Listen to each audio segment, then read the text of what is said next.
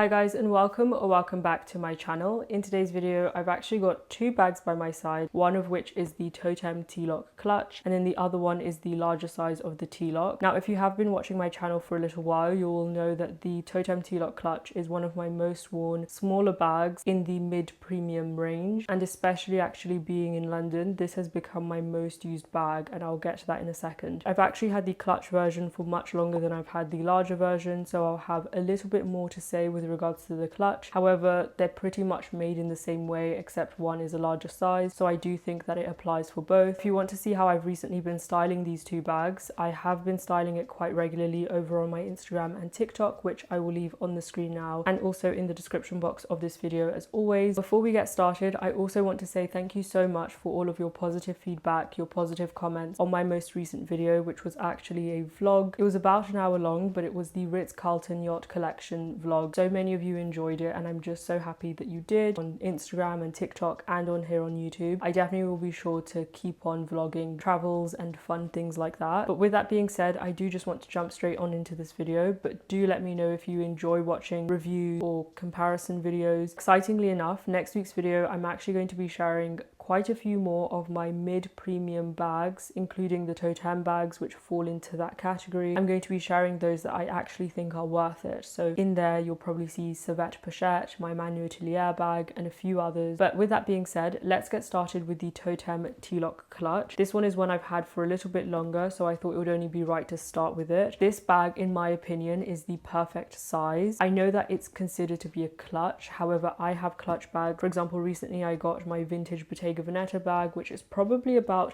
this small. It really doesn't fit that much. I had that in mind when I got it, and I already knew it was going to be more of an accessory piece. However, I feel like my perfect bag is a small bag but that fits a lot. So for example, one of my favorite bags is the Savette Pochette, the Hermes Kelly Pochette.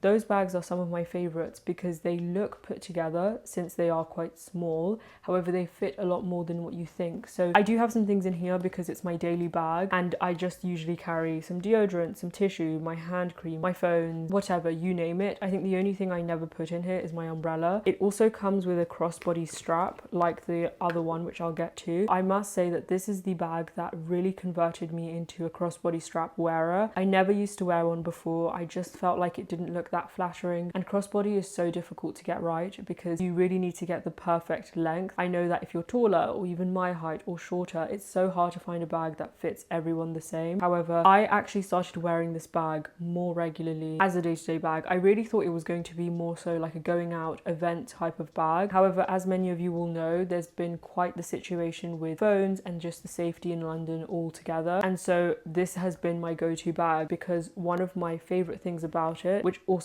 this one has, is the lock. I feel like it's just not something that most people know how to open, so I always wear this crossbody, and because it's quite close to me, I can feel if there's anyone around, anyone trying to get into it. And also you have to really unlock it first and then flap this one and then this one, and then you can get into the bag. And so I feel like it's much easier to notice if anyone is opening your bag, and on top of that, the fact it has the crossbody strap, it makes it one of my most secure bags. So whenever I'm out in London, this is the bag I always make sure that I have on me, and you can also wear it inside your coat, and at the same time it just fits so much. One of the tendencies that I used to have is I used to have small clutch bags, and then I would always have to carry a shopping carrier bag with like additional things that should have fit into my bag. So I feel like if you're looking for something that fits a lot, it's versatile, it also looks good with the majority of things that you may have in your closet, especially if you have a similar style to mine, this bag is absolutely perfect. One of the cons that I will say, however, which isn't really a con, it depends what you like, but when I first got this bag, it did come stamped saying TOTEME made in Italy, and since then that's completely come off. And it's not even because I've been rubbing in that area, it's just from regular opening and closing of the bag. For some people that really would bother them, especially because it could sort of maybe feel like you're not carrying an authentic TOTEME bag, or if you're considering selling it, people might not like the fact that it doesn't have that stamp anymore. However, for me, this is a bag that I am keeping in my collection, and I'm not too bothered about that. As long as I get to really enjoy the mechanism and the craftsmanship from TOTEME, I don't care that much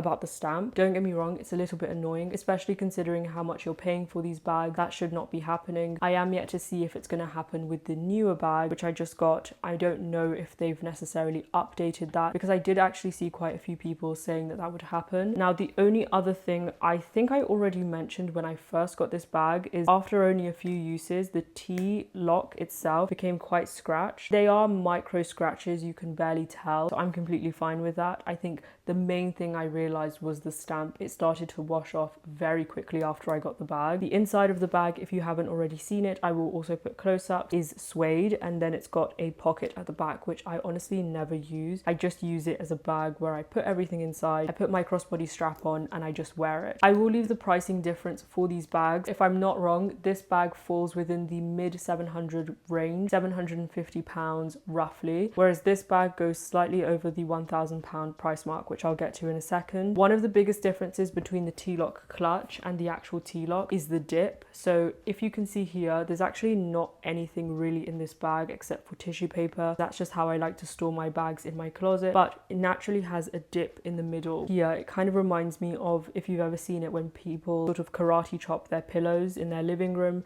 It sort of looks like that, and I do quite like it. It gives it a slightly more relaxed feel, especially considering the fact that this is in a smooth leather. It's the same sort of leather as my Giorgio Armani La Prima bag, which is one of my favorite leathers. However, because it looks quite smart, that karate chop, one could say, makes it look slightly more relaxed. And recently I styled this with a full monochrome brown outfit, and this sort of brought that smart and elegant touch to it, but because of that sort of dip, it made it a little bit more relaxed and a little bit more sort of cozy for the season. Both of these have gold hardware. They have recently launched quite a few versions of both the clutch version and the larger version. I know they brought out in a dark brown croc version that looks quite nice. They actually launched some which have sort of fur on the inside. I'm not sure if it's real or faux fur. However, I did see them on the runway. Personally, for me, I'm not a huge fan, especially considering the fact that only recently did I start to like this larger version. Because if you go back and you watch some of my videos, you might remember me saying that I just don't want to get this bag. I don't like it.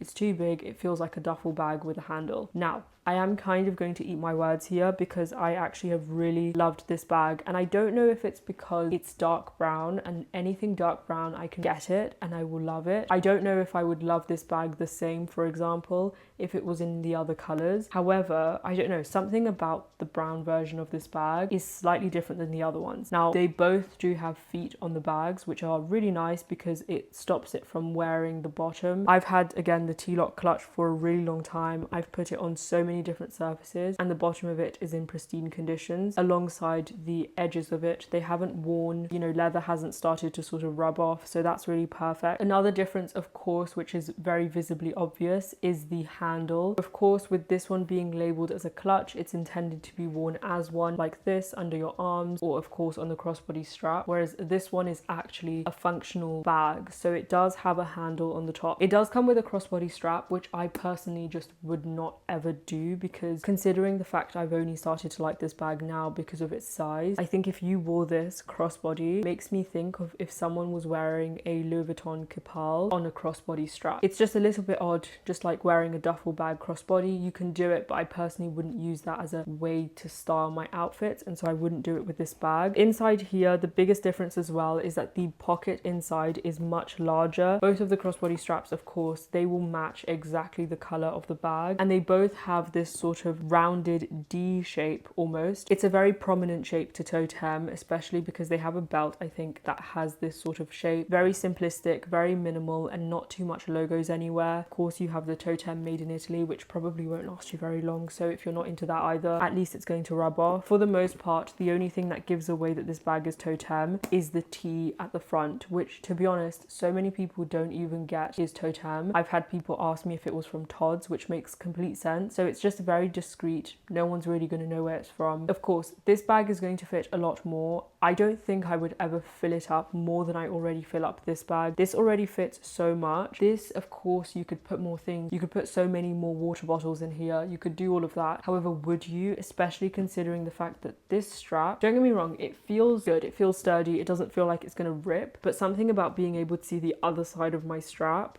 it just doesn't make me very confident that I would want to fill this up to the brim. So personally, I think if you're going between these two bags, you know, you're not even thinking about pricing here, you're just trying to think about which one is going to be the most handy for you. I would say if you're the type of person that likes to carry your phone, a card holder, some deodorant, a lipstick, some tissue, the usual things that you actually really need, and if you are someone who just prefers to wear your bags on a crossbody setting, this is the one I would go for personally. And if you're someone who, again, is thinking about that safety side of things, you like to wear your crossbodies because of that, I would say this one is the better option. However, if you are just someone who can never have enough space and you just need more space, this is probably a better option. However, I don't know how confident I would feel really filling this up to the max capacity. However, if you need, so for example, if usually you have this but you never put your umbrella because it doesn't fit, I would go for this one if you really need that extra space. If you're also someone who's just a bigger bag person, then obviously this one is just a no-brainer and you would just go for this. The only other thing I would say about these bags is scratching. I have had quite a few people actually ask me about my Giorgio Armani La Prima bag, which I will feature in next week's video, so you'll get a slight mini review of it. I love that bag so much. Is it resistant to scratching? No, absolutely not. It's a smooth leather, so even if you see someone's bag in a smooth leather and it doesn't have any scratches, it's just that they've been taking good care of it. However, they are going to get scratched if you don't take proper care of them, so I like to keep them in their dust bags even when they're in the closet. This one personally doesn't have any scratches. I've had this one for quite a few months now. My Giorgio Armani does have a scratch, however it wouldn't have that scratch if it wasn't for the one occasion where I scratched it by the front door. That was very much my fault. If you go by a sharp object, it will scratch. What I will say is that I haven't found it to be one of those bags where you go out, you haven't really touched anything, and then you go home and there's these unexplainable scratches. It's not one of those bags. It's more so a intentional thing. The only thing that's probably not intentional is the T-lock itself. That just acquires these micro scratches which don't bother me too much and you can't really see it. Before I share what roughly fits in both of the bags, one thing that most people were talking about as well with the larger version is the opening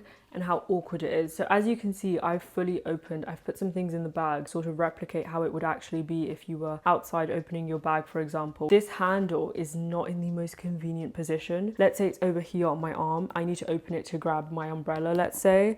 This is gonna come up, but this kind of bumps into your arm. You know, it's not the worst thing in the world. You kind of just open it and you can make it work, and I guess in one sense it's actually probably safer because no one can directly see into your bag, and when you open it, as long as your arm is here, you are the only person who can access what's in your bag. There is a positive way to look at it. However, it is an awkward opening, whereas for example with the TOTEME T-LOCK, I never have that issue. Once you put the crossbody strap, which I think is also another thing worth talking about, where you attach the handle to is inside the bag, which I think is lovely because you don't see too many shiny metals sticking out of the bag, which if you know me, it's probably one of the reasons why I'm not too crazy about Chanel bags, because I do find that a lot of the time they have way too much shiny metal on the outsides of the bag through letterings or just the chain itself that goes over your shoulder. Like, I'm just not a fan of that. Even if you have this on a crossbody strap, because it doesn't finish here, it doesn't interfere with the actual opening of the bag. It's not the worst thing ever. However, it is something to think about, especially if you're spending more on this bag than this bag. It's being held by these metal fixtures, and then if you actually look deep within, it's actually got the other side of the screw. So basically this strap is screwed into here. But the question is, how strong is this? I don't think it's weak. I do think it's a strong one. However, just I never think I would be at ease carrying that much stuff in this bag. In terms of whether or not it goes over the shoulder, I don't know why you would want to do that, because this is just not comfortable at all. It really does stick out at the back. I'm gonna see what that's inside here would actually fit into the smaller bag. I do need to empty it because I already have, I can probably fit, let's see, oh, I've also got some gum in here. Right, okay, so now the bag is completely empty. We're gonna start off with the box that I had in the other bag. It fits perfectly, it just sits at the base because of course it's a flat base. Then we have my phone. So I'm just gonna slot that back. My hairbrush, this is one of my favorites, the one with where you can get your name engraved onto it. This would fit, but yeah, this is kind of how it's feeling right now. The fragrance I can stand. This one is a little bit more Tetris-y. Like, you could, technically speaking, fit a lot of things into here if you play Tetris, but the question is, how easily accessible do you actually need your things to be? If you're not the type of person who ever actually uses what's in their bags, but you need it to mentally feel okay, you could probably just go for this bag. Then lastly, we have the umbrella, which not sure if it's gonna fit. Again, we might have to play a game of Tetris in here, and it could fit. I could probably put the umbrella all the way at the bottom at the base, and then the perfume over here. I'm not going to deny the fact that if you've ever seen me in public, sometimes I wear the bag like this, which is not how you're supposed to do it, but I just need the bag to work for me on that day. If I remove the top of my fragrance lid, I pretty much can close it. And again, it's not too heavy, I mean, but it fits, technically speaking. Can I get the jewelry box all the way at the bottom out? No, probably not. I'm probably gonna have to empty the whole bag before I can do that. However, technically speaking, I'm never going to overfill this bag, so why not go for this one